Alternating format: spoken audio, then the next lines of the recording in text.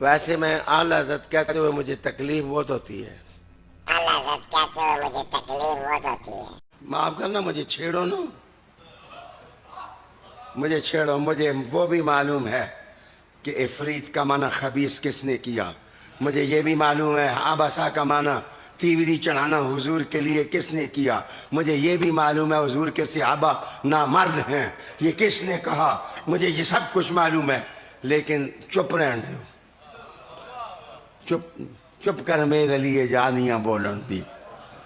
لیکن زیادہ تنگ کرو گے تو بچے پھر راز کھلیں گے، اور جب کھلیں گے تو پھر تنگ ہوگے، آپ تنگ ہوں گے. جو دھمکی اس نے اعلی حضرت کو دی ہے یہ ہم معاف نہیں کر سکتے. یعنی خود تحریف کا مرتکب ہے اور دھمکی دے رہا ہے اعلی حضرت کو کہ ہمیں پتا ہے سب کچھ، ہم پھر بیان کر دیں گے، ہم کھول دیں گے کہ کس نے عفریت کا معنی خبیث کیا، ہم بتا دیں گے. یہ دھمکی دی جا رہی ہے کہ ہمیں مت چھیڑو، ہم پھر بتا دیں گے. دھمکی اعلی حضرت کو دے رہا ہے. یعنی اس نے 3 لفظ بول کے معین کیا اعلی حضرت کو جو اعلی حضرت نے لکھے ہوئے ہیں. تو میں لائیو کہہ رہا ہوں کہ تجھ میں تو اتنی طاقت بھی نہیں کہ تو اعلی حضرت کا نام لے کے یہ تنقید کرتا، لیکن تم چھپ نہیں سکے.